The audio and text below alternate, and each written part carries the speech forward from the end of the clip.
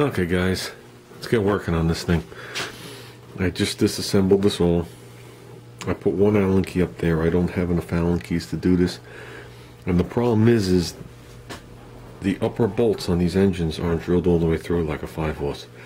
So I just robbed 2 Allen keys off my son's header. But the second Allen key I think is going to be too long, so I'm going to deal with that in the back. So I threw the one Allen key up there. As you can see, it fits perfect.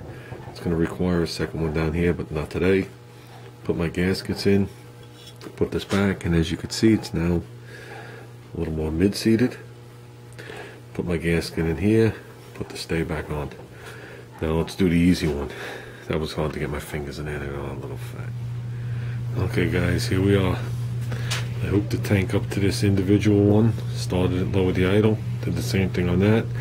We have not run it like this. This is all I have floating around the house. So a little assistance from little guy. It's going to hold the tank up higher because it's going to vibrate off the frame anyway. And this will be the first time we hear both engines running, no mufflers. And that's about it. Let me prop you guys on something.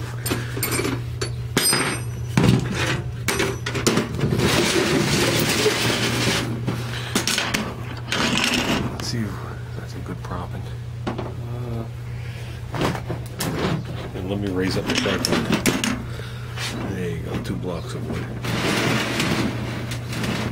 Now here, let's angulate you guys. The wood. There you go, professional.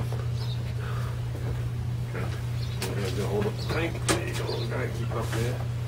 I'm going to start with, if anything bursts in the flames, run and push it against the concrete. So I don't know if I need choke, not choke. I flooded them to turn them off, so.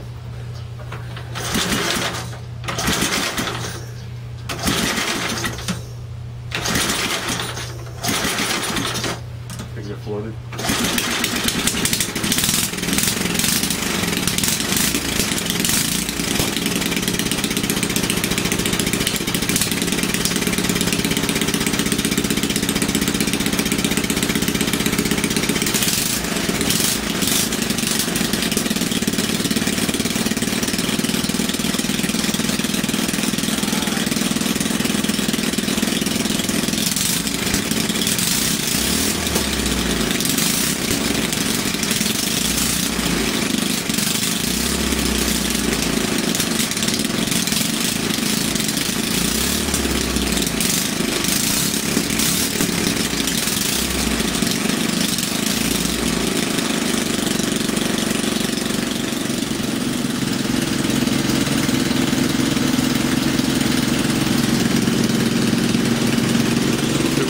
Has a muffler, the front one doesn't.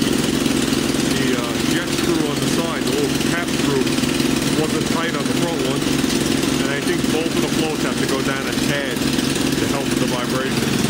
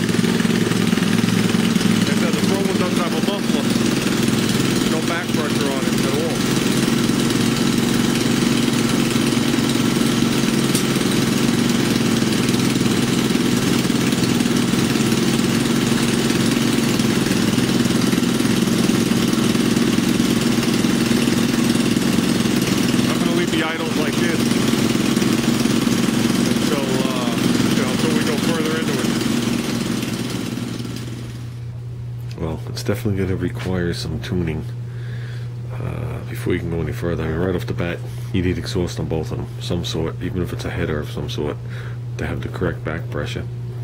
I blew out the front head gasket. That's not helping. This fuel tank isn't the best when I look inside it. It's got this big screen and things sticking up out of it. And as you saw, as soon as Junior moves it, these things start to flutter and do all sorts of weird things. So I need an established full fuel setup. which in this case is going to be me putting that tank in the front. I'm going to run 2 nipples out of the tank, and I'm going to run 2 fuel pumps. Okay. Then the motors can be tuned. Okay. Like I said, the engines don't vibrate at all. The frame starts to flutter, and when it flutters, it starts to take some things with it. So I don't know how much of that's going to be corrected when I put a tire on it. I really can't put any more cross bracing in it, but maybe I will. I don't know. Maybe I will. Maybe we need an X in here in the back, you know, diagonal X. I don't know.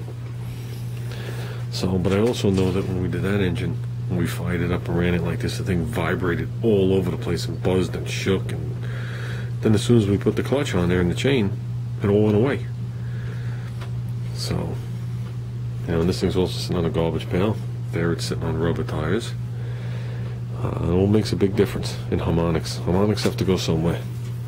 The goal is to make the harmonics that you don't want come back out at an RPM you're never going to hit. That's the goal. They never disappear. You're just trying to push them out of the range. So I think we could easily do that. So, but they both run. Like I said, then I'll make sure these floats are the right adjustment for this and stuff like that. But the screw I was talking about, a little screw here for the jet, which on these models is a fixed one. My snowblower carburetor, that's actually adjustable. This one was in tight like it's supposed to be. This one was like a half a turn out and vibrating. So as soon as I did that, it changed the tune of the front engine. The idle actually went up. But this engine I'm having a hard time with because there's no exhaust whatsoever. As soon as I put the muffler on this one was more controllable. So they're not designed to run open exhaust. There's no scavenging, there's no back pressure, there's no nothing. It's a big tuning issue. And since you're dealing with one cylinder, that tuning issue becomes very apparent very quick. That's about it, guys. I think I'm calling it quits for today on this. I think we're going to go get some dinner / lunch, me and Junior. And that's going to be it. Probably for today. I'm probably going to come back and do some yard work. So, thanks for taking a ride with me today. And I think we're on our way. I think we're definitely on our way. We've got a lot of stuff figured out here, guys.